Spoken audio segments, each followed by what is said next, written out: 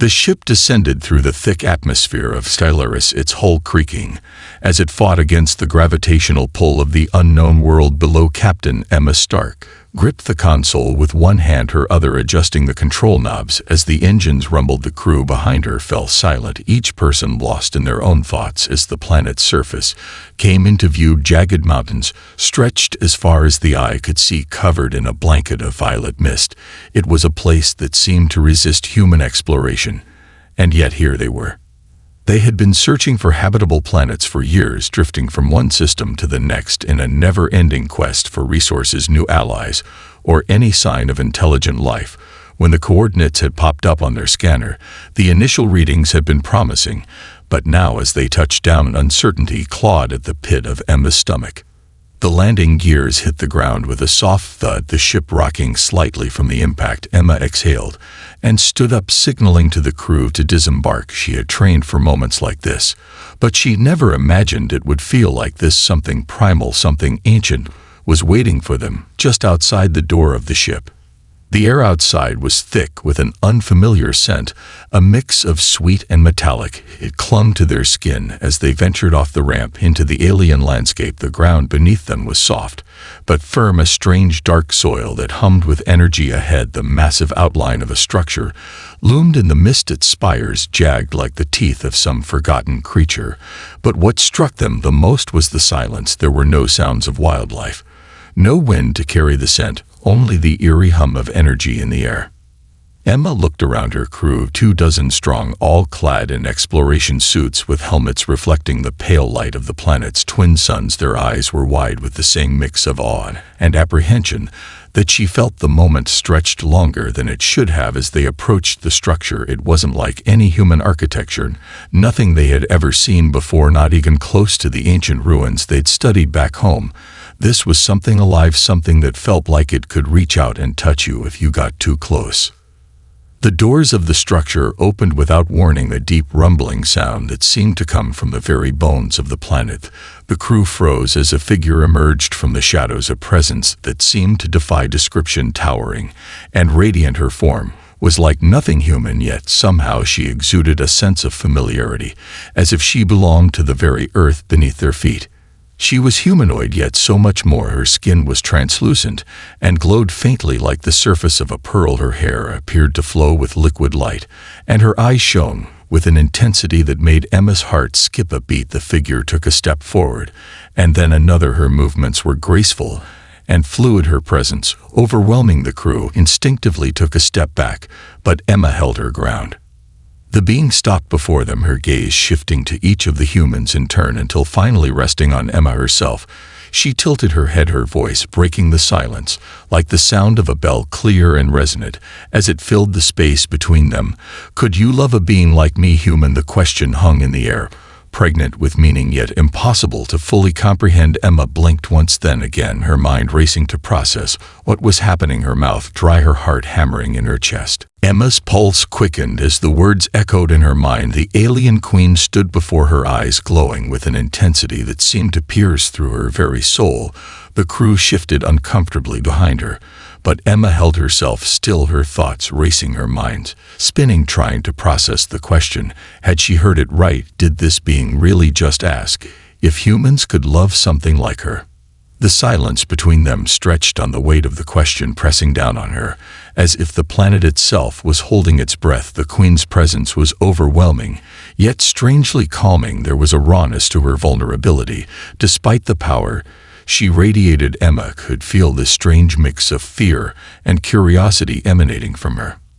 "Could you love a being like me?" the queen repeated, her voice softer this time, a hint of something almost tender in it. Emma's mind floundered. She had no answers, no prepared speech. She had spent her life preparing for first contact with aliens, but nothing could have prepared her for this. Emma's instincts screamed at her to take a step back, to retreat into the safety of the known world, but something about the queen made her hesitate, something in the way she stood before them, like she was searching for something more than just an answer to a simple question. Her eyes locked onto Emma's, and for a brief moment, the world seemed to fall away. It was just the two of them standing in the center of an alien city, lost in time. Finally, Emma found her voice. It came out raw like a breath. She hadn't been allowed to exhale before she answered the Queen slowly and with deliberate care. "I don't know what you mean by love, but humans, we feel things for each other. We care for our families, our friends, our people." She paused, trying to steady her breath. "I can't say if I could love you the way you might expect, but that doesn't mean I can't understand you." The Queen didn't move, her expression didn't change, but Emma could feel the weight of her gaze settle deeper into her mind. Something shifted between them, an unspoken understanding passing in the quiet moment. The alien being seemed to digest Emma's words carefully before speaking again, her voice almost a whisper this time. "And if you could understand, would you then be willing to give it?"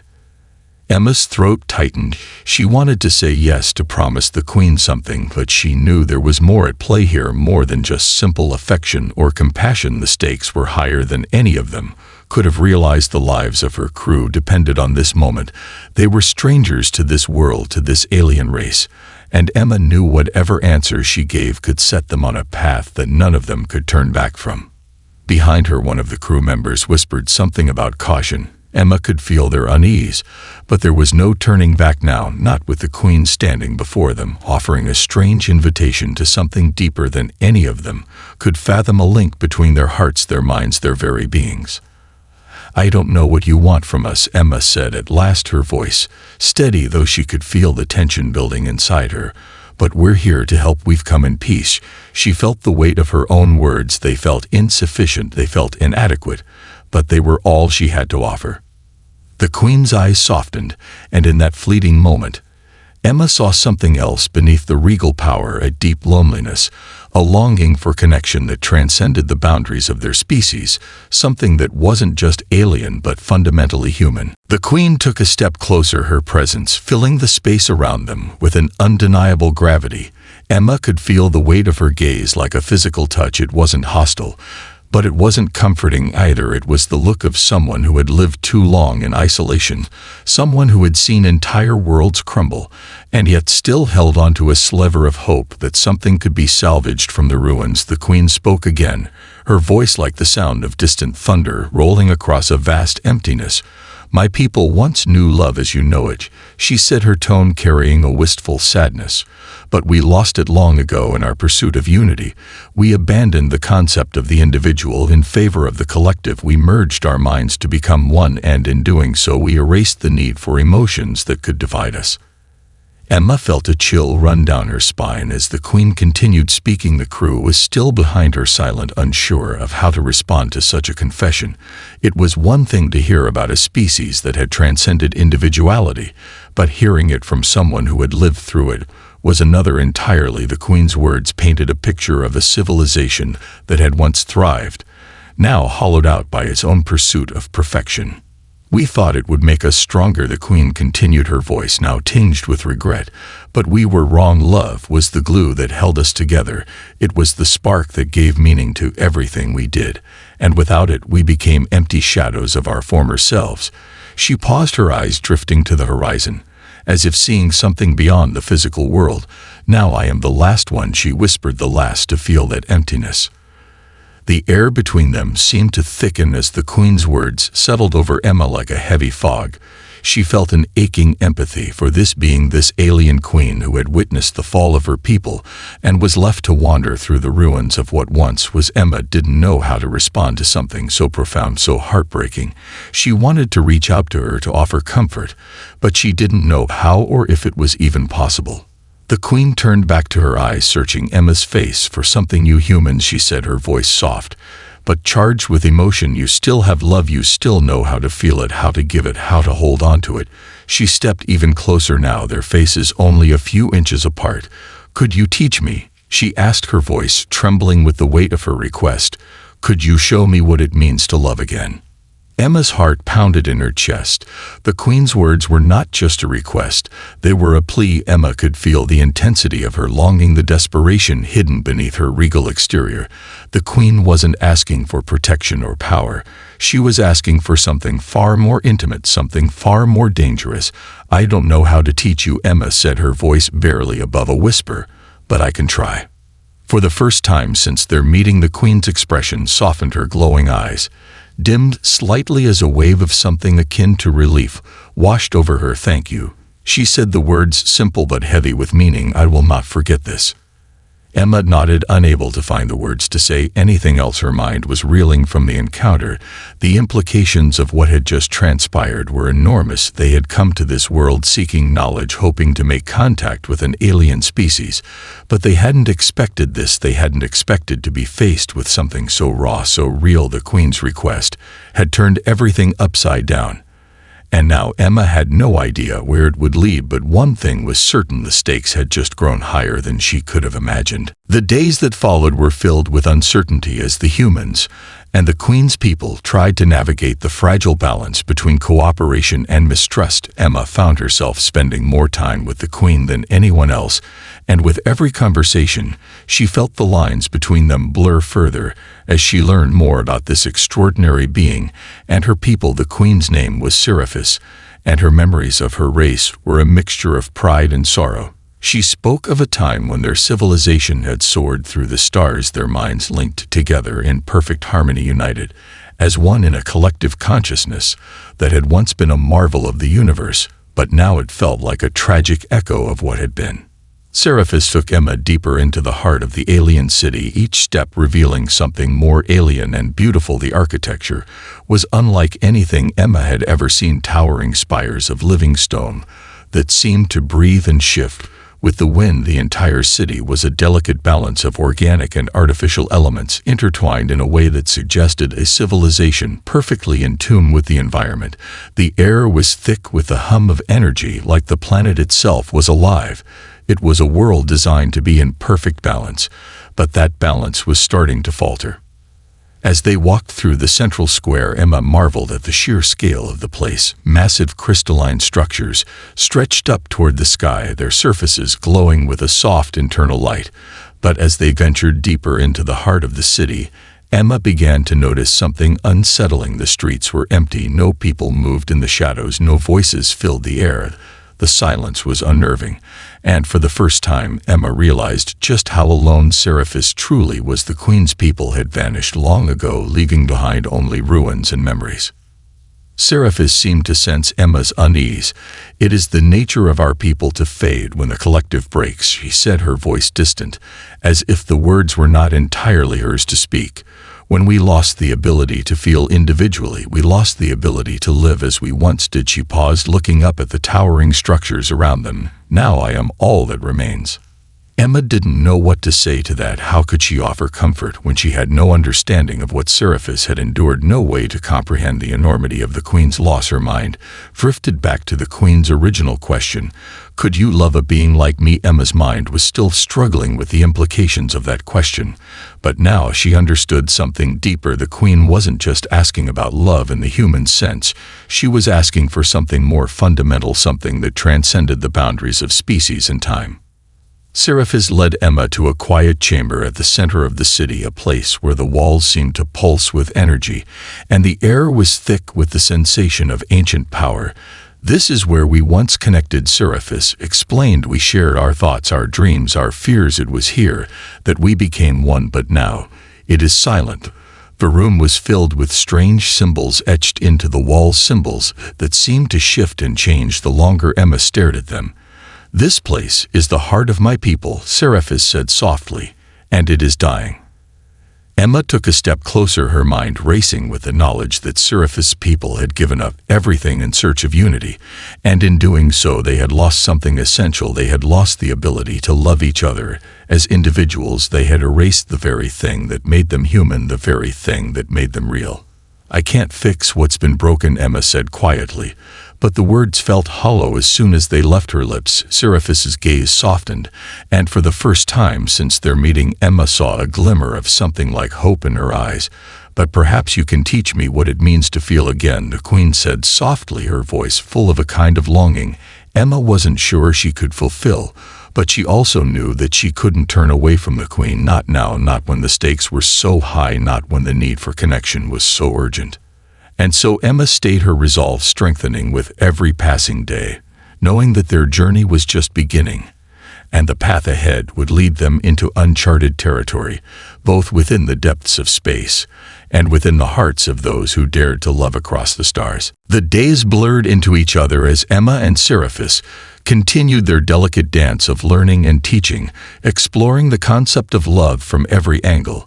Emma tried to break down the human experience into words and concepts that Seraphis could understand, but it was more difficult than she expected, explaining something so deeply felt, so visceral, in a way that could resonate with an entity that had never truly known it. Was like trying to capture the essence of a storm in a jar. They began with the simplest of concepts, small acts of kindness, the bond between family members and friends, the ways humans expressed affection without speaking a word at all. Emma shared memories of her childhood, the feeling of holding someone close and knowing they were there, the comfort of familiar faces, the joy of shared laughter. Seraphis listened intently, her glowing eyes wide with curiosity, as she absorbed the lessons with a kind of childlike wonder, yet there was always that underlying sadness in her gaze, like she understood that no matter how much she learned, there would always be something missing. Despite the challenges, Emma felt herself growing closer to the Queen in ways she hadn't anticipated. Seraphis was unlike anyone she had ever met. Her mind, sharp and insightful, yet haunted by centuries of solitude. She was not just a queen or a ruler, but a person, someone who had experienced the joys and horrors of a civilization's rise and fall, a being who had once known love and lost it in the pursuit of something greater. Emma couldn't help but empathize with her longing. But there was also something unsettling in the way Seraphis' presence began to affect her. The Queen was not just teaching Emma, she was changing her. The bond between them was becoming deeper, more intricate. As they shared thoughts and experiences, the line between their identities began to blur. Emma's emotions became more intense, her reactions more heightened. She started to see the world through Seraphis' eyes, and it was both exhilarating and terrifying. To feel so deeply connected to another being, to have their thoughts and feelings intertwine in such an intimate way. One evening, as they sat together in the heart of the city, Seraphis turned to Emma, her voice soft, almost hesitant. "Do you feel it?" she asked. "Do you feel the connection between us?" Emma blinked, feeling her chest tighten. There was no denying the pull. She felt it every time they shared a moment of silence, every time their minds brushed against one another.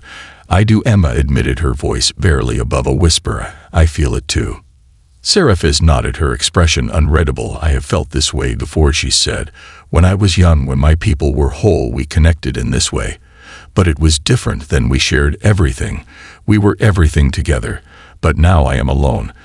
And so are you." Her voice wavered slightly at the end, the weight of her words sinking deep into Emma's heart. Emma didn't know how to answer. All she could do was sit there in the quiet, knowing that the Queen's loneliness mirrored her own in some strange way. The Queen had never experienced love as humans knew it, but Emma could see it in her eyes, the need to be seen and understood, to be loved for who she was, not just for what she represented. "I don't want to be alone anymore," Seraphis whispered, her voice breaking. Emma reached out, instinctively placing her hand on the Queen's arm. It felt warm beneath her touch. "You're not alone," Emma said, though the words felt inadequate. They were all she could offer in that moment. The Queen's gaze softened, and for a brief instant Emma thought she saw a flicker of hope, a spark of something that hadn't been there before. But that hope was fragile and fleeting. The weight of Seraphis' past was always there, a shadow that loomed over their every interaction. Emma knew that even if they managed to forge some kind of connection, something deeper than understanding, there would always be the question of what it meant to love someone so far removed from humanity, so alien in nature, yet so painfully familiar in her need for connection. Days turned into weeks, and the tension between them continued to grow. Emma knew she couldn't keep denying the feelings that were developing within her, but at the same time she was afraid to fully embrace them. She feared losing herself in this connection, losing her humanity in the process. The crew began to notice the change in her, as well the subtle shifts in her behavior, the way her eyes would linger on the Queen, the way she seemed more distant, less connected to her team than she had been before. "We need to talk." Lieutenant Carter approached Emma one evening, his face tense with concern. "What's going on between you and her?" he asked, his voice low enough not to carry to the others. Emma hesitated, but Carter's eyes were full of worry, full of the same unease that had been gnawing at her. "I don't know," she said quietly, "but something is happening." Carter nodded but didn't press further. Instead, he gave her a knowing look as if he understood something deeper than he was willing to admit. "To just be careful," he said. "We don't know what this connection really means." Emma didn't have an answer for him. All she could do was stare out into the vast alien landscape, knowing that whatever path she chose now, there was no turning back. The days grew longer, and the weight of the connection between Emma and Seraphis deepened until it was almost unbearable. There were moments when Emma could no longer tell where she ended and Seraphis began. Their minds tangled together in ways that defied explanation. Emma could feel the Queen's thoughts like whispers in the back of her mind, and sometimes it felt like her own thoughts weren't her own at all. She would wake from strange dreams where she could see through Seraphis's eyes, feel her memories, as though they were her own, the memories of a species long gone, and a queen who had carried the burden of their legacy alone for centuries. The more Emma experienced the Queen's mind, the more she understood the tragedy of Seraphis's existence, the loneliness, the yearning for something she had lost so long ago. And yet Emma also saw the strength in the Queen's will, the resilience that had kept her alive for so long, even after everything had fallen apart. Emma couldn't help but admire her for it, but at the same time it terrified her to realize how deeply she had become entangled in Seraphis's world. She had thought that helping the Queen find the meaning of love would be simple, that it would be a matter of sharing knowledge, of teaching her the basics of human connection. But it was so much more complicated than that. Emma was losing herself in this process. She could feel the pull of Seraphis's desires, her emotions slowly blending with her own, and at times it felt like the Queen's loneliness was becoming her own, like Emma was no longer just helping her to understand love, but was starting to crave it in the same way. One evening, as the twin suns of Tylerus dipped below the horizon, Emma and Seraphis stood together on a balcony overlooking the alien city. The wind was gentle and carried with it the scent of strange flowers that bloomed only at dusk.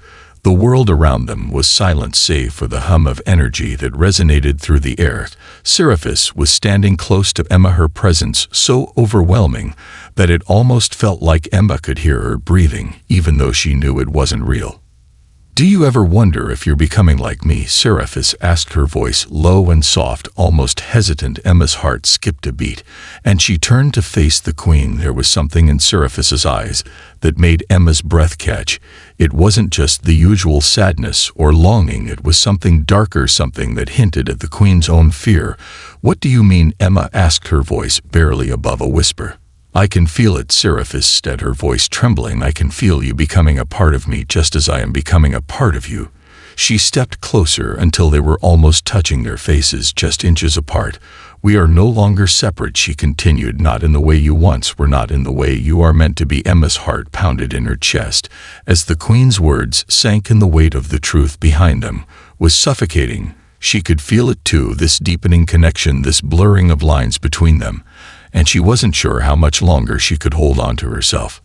Seraphis reached out a hand and gently cupped Emma's cheek, her touch like fire against Emma's skin. "Do you feel it?" Seraphis asked again, her voice thick with emotion. "Do you feel the love that has grown between us?" Emma's mind swirled with conflicting thoughts. She wanted to step back. She wanted to pull away. But she couldn't. She was drawn to Seraphis in a way that felt inevitable, a force she couldn't escape. "I don't know," Emma breathed, the words coming out in a strangled whisper. "I don't know what this is anymore." The Queen's expression softened, and for the briefest of moments, Emma saw something in her eyes that almost resembled hope. "Then let me show you," Seraphis said, her voice full of tenderness. "Let me show you what it means to love again." The words hung in the air like a promise, an invitation to something Emma wasn't sure she was ready for, but also something she couldn't resist. The tension between them was electric, and for the first time since arriving on Xylaris, Emma realized just how deeply the Queen's influence had begun to shape her thoughts, her feelings, her very identity. Emma didn't know if it was love that had formed between them, but it was something stronger, something that felt like a bond that couldn't be broken, not by time, not by distance, and not by fear. The stillness stretched on as the world around them seemed to disappear into the darkness, the connection between them growing with every passing second. Emma didn't know what would happen next, But one thing was certain: whatever path they chose now, it would define both their fates in ways neither of them could have ever imagined. The days after that moment were a blur of conflicting emotions. Emma could feel the weight of Seraphis's presence with her at all times, the Queen's thoughts and feelings weaving in and out of her own like a song. She couldn't escape. It wasn't just mental anymore, it was physical. She felt the Queen's emotions like a pulse deep in her chest, and sometimes it was overwhelming, like a flood of warmth and light that filled every part of her body. And other times it was like an icy grip closing around her heart. When Seraphis was sad, when she felt the loneliness of being the last of her kind, Emma could feel it too, and it hurt more than she could bear. She tried to distance herself, to separate her thoughts from Seraphis's, but the bond between them was too strong, too deep for Emma to break free. No matter how hard she tried, it was as if every part of her was drawn into the Queen's orbit, unable to resist its pull.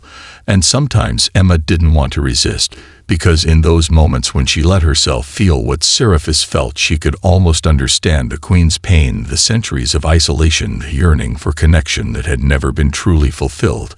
And Emma began to realize that in a strange way, she too had been searching for something all her life, something that was now here standing before her.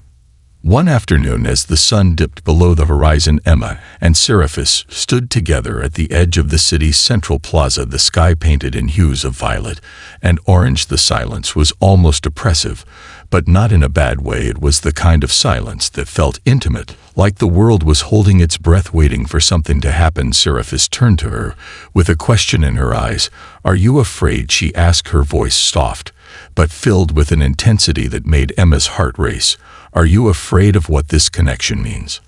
Emma felt the truth of the question settle deep within her chest.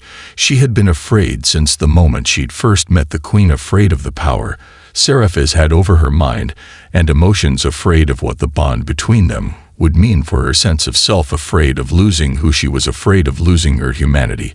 But there was something else, something that had been growing inside her since that first moment when Seraphis had asked her if humans could love a being like her. Emma didn't know if it was love, but it was something real, something that wasn't just about protecting a species or fulfilling a mission. It was about something deeper, something that resonated on a level she couldn't fully explain.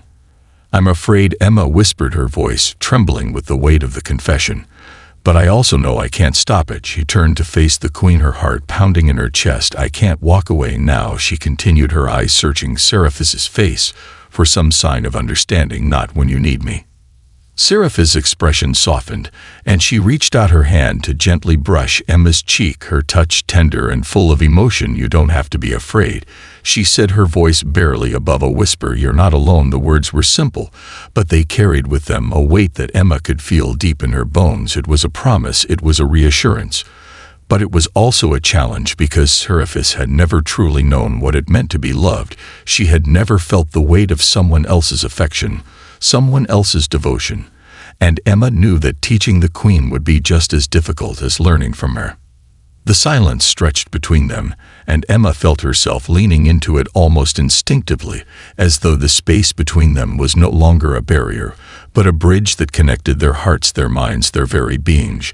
She didn't know what the future held. She didn't know if they could truly find love in the way humans understood it, but she knew one thing for certain: the bond between them was something neither of them could ignore, and it was changing them both in ways they couldn't yet understand. Seraphis pulled back slightly, and for a moment, Emma could see the uncertainty in her eyes. "I don't know how to do this," the Queen admitted, her voice raw with vulnerability. "I don't know how to love the way you do." "We'll figure it out," Emma replied, her voice steady, though her heart was racing together, and with those words something shifted between them. The connection between their minds deepened even further, and Emma knew that whatever lay ahead, they would face it side by side, whether they were ready for it or not. As the stars began to twinkle above the alien city, the world around them felt like it had suddenly become smaller, more intimate, and Emma couldn't shake the feeling that this was only the beginning of something much larger than either of them could fully comprehend. The days following that moment were a blur of uncertainty and intensity. The connection between Emma and Seraphis grew deeper each day, becoming something almost tangible, something that surrounded them, both like an invisible force. It was no longer just a shared understanding of each other's thoughts. It was an emotional bond that crossed the boundaries of species. Emma found herself more and more drawn into Seraphis' world, not just as a human ambassador or a representative of her people, but as someone who was beginning to feel like she was becoming a part of the Queen's life, a part of her very existence. It was an unsettling feeling at times, because Emma was starting to lose track of where her thoughts ended and Seraphis began. There were moments when Emma would look at something and find herself thinking about it from Seraphis' perspective, as though the Queen's mind was overlaying her emotions, her memories blending with hers in strange and unexpected ways. She could feel Seraphis' sadness when the Queen thought of her people and their loss. She could feel the deep loneliness that still haunted her every step. She could feel the Queen's longing for something that had been lost to time.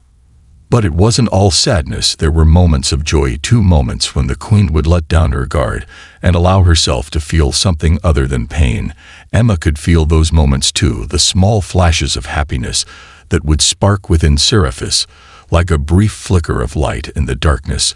They were fleeting, but they were enough to remind Emma that Seraphis was still capable of hope, still capable of feeling something beyond the endless ache of loss. One evening, as they walked through the heart of the city, Seraphis stopped suddenly, her gaze fixed on the distant horizon. "Do you ever wonder," she asked, her voice quieter than usual, "what would have happened if we had chosen a different path?" Emma's heart tightened as she turned to face the Queen. "What do you mean?" she asked gently. "If we had not sought to erase ourselves for the sake of unity," Seraphis continued, her eyes searching Emma's face. "If we had embraced the individual instead of the collective, if we had allowed ourselves to love freely without fear of dividing our people." Emma swallowed her own emotions as she processed the question. There was something haunting in the Queen's words, as though Seraphis was still searching for some way to undo the mistakes of her people. "Maybe it wouldn't have been so different," Emma said softly. "Maybe you would have found your people in other ways." She paused, her voice thick with the weight of the thought. "But I think what matters now is what you do with what you have left." Seraphis looked at her for a long moment before nodding slowly. "You are right," she said, her voice tinged with a quiet acceptance. "What matters now is what I can still create from the ruins."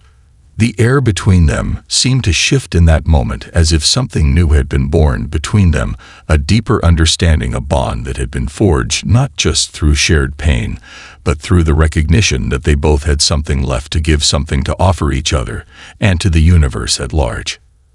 As the days continued, Emma and Seraphis began to explore the possibilities of their connection in new ways. They started to experiment with what it meant to love outside the boundaries of their species, outside the constraints of what either of them had ever known. They found new ways to communicate, new ways to share themselves with each other without losing their individual identities. Emma taught Seraphis about human love and its complexities, about the vulnerability it required, but also the strength that came from it. Seraphis shared her own history, the wisdom she had gained through the centuries of watching her people rise and fall, and slowly they began to build something together, something that was unlike anything either of them had ever imagined. But even as they moved forward, there were still challenges ahead. The crew grew increasingly concerned as they saw Emma becoming more distant from them. They had noticed the way her eyes would linger on Seraphis, the way she seemed to be changing, not just mentally but emotionally as well. The connection between Emma and the Queen was growing stronger with each passing day, and Emma could feel the tension rising within the crew. They had come to Sci-Fi on a mission of peace, but now they were faced with the reality that the peace they had hoped for was fragile, and the stakes had never been higher. One evening, as the stars shimmered above them and the city below lay in an eerie stillness, Emma found herself standing alone in the courtyard of the Queen's palace. Lost in thought, the wind rustled through the trees, and the night air was cool against her skin. Her mind was racing with questions and doubts. She had never imagined she would face this path, this bond, this new reality. She didn't know what to do with it all, how to explain it to the crew, or what it would mean for the future of their mission. Seraphis appeared beside her quietly, without a sound, her presence familiar yet still unsettling. "Are you worried?" she asked, her voice barely audible. Emma turned to face her, feeling the weight of the question settle deep in her chest. "Yes," Emma admitted, "I don't know how to fix this." The Queen's gaze softened, and she placed a hand on Emma's shoulder. "You don't have to fix it," she said, "you just have to let it be." Emma's heart skipped a beat at the Queen's words. "But what if letting it be means losing everything?" she whispered, the fear creeping into her voice. Seraphis didn't answer immediately. Instead, she simply stood there beside her, both of them, gazing out at the stars, as the quiet of the night surrounded them, the only sound the soft hum of the city in the distance. Emma didn't have any answers. She could only stand there and wait, knowing that whatever came next, they would face it together. The days that followed felt like the closing of a chapter. The air around Emma and Seraphis grew thick with the unspoken tension of all that had been shared between them. Yet the weight of the unknown pressed down harder than ever. The crew had begun to question Emma more openly. They could see the changes in her. Her eyes were distant, her responses sometimes distracted. They had already noticed the subtle shift in her behavior, but now it was becoming impossible to ignore. They were worried for her. They were worried for the mission. Emma could sense their concern, but she was too lost in the whirlwind of her connection with Seraphis to truly engage with it, and she had no idea how to reconcile these two worlds. One morning, Lieutenant Carter found her alone in the observation room, the glass walls offering a stunning view of the planet below, the shifting landscapes of Sci-Fi stretching out before them. The colors of the planet's surface were vibrant yet strangely serene, but the beauty of the scene didn't comfort Emma anymore. It only reminded her of how far she had drifted from everything. She knew Carter's voice broke through the silence. "Emma, we need to talk." She turned to face him, the weight of his gaze making her feel smaller than she wanted to be. "I know," she said quietly. "I know what you're going to say." Carter sighed and crossed the room to stand beside her, his eyes searching her face. "We're worried about you," he said. "You're not yourself." His voice was filled with concern, and something more. It was the sound of someone who had known her long enough to see the change. And it wasn't just about the mission anymore. It was about her as a person. "I can't explain it," Emma murmured, her voice thick with the emotion that had been building up inside her. "It's not like I planned this." She shook her head. "But this connection with her, it's real, Carter. It's changing everything." He seemed to consider her words for a long moment before speaking again. "I know it's real," he said, his voice softening slightly, "but you're still human, Emma. And this isn't you." He paused, his eyes searching hers. "You're not just a representative of humanity anymore. You're more than that." Emma felt a pang in her chest at his words. "I don't want to lose myself," she admitted softly, "but I don't know if I can pull away." Carter didn't answer right away. Instead, he just stood there beside her, staring out at the world beyond the observation window. "We'll support you," he finally said, "but we need you to be aware of what this could mean for the rest of us too." Emma nodded, though her heart felt heavy with the knowledge that the road ahead was full of uncertainty. She didn't know if she could fully sever the bond with Seraphis. Even if she wanted to, she didn't know if anyone could understand the depths of the connection they had built. How could she explain it to them, when even she wasn't sure what it was anymore? Later that night, she returned to the heart of the city, to the place where Seraphis had first shown her the central chamber, the room that had once been a beacon of unity for her people. It was quiet now, and the shadows stretched long across the walls. The symbols etched into the surfaces seemed to shift with every passing moment, and Emma could feel Seraphis's presence long before the Queen stepped out from the darkness. "You've been thinking," Seraphis said, her voice low and gentle. "What is it you're afraid of, Emma?" Emma swallowed as the Queen's gaze met hers. "I'm afraid of losing myself," she said, her voice barely above a whisper. "I'm afraid of giving up who I am for this connection." Seraphis stepped closer, her eyes filled with understanding. "You're afraid of becoming me," she said simply, and the word struck Emma like a blow to the chest. Because it was true, she had been afraid of losing herself in this strange bond with the Queen. She had been afraid of becoming something other than human, something she didn't recognize. "You won't lose yourself," Seraphis said, her voice filled with certainty. "This connection will not erase you. It will only change you in ways you cannot yet understand. But you will remain who you are." She reached out a hand to Emma's cheek, her touch warm and comforting. "I would never ask you to be something you are not. Tears welled up in Emma's eyes at the Queen's words, because in that moment she realized that despite everything, despite the danger and the uncertainty, there was still something beautiful in what they shared, something raw and real that couldn't be undone. "What happens now?" Emma asked, her voice trembling. Seraph's gaze softened, and she took a step back. "We choose together," she said. "We choose how we move forward, how we love each other, and what we become as a result." The weight of her words hung in the air between them, and Emma felt a strange sense of calm wash over her in that moment. She didn't know what the future held, or what the crew would say, or how humanity would react to what was happening between them, but for the first time in a long while she felt ready to face it, whatever it was. "We'll figure it out," Emma said quietly, together. And in that moment they both knew that their bond was something that couldn't be broken, no matter how hard the world around them tried to pull them apart.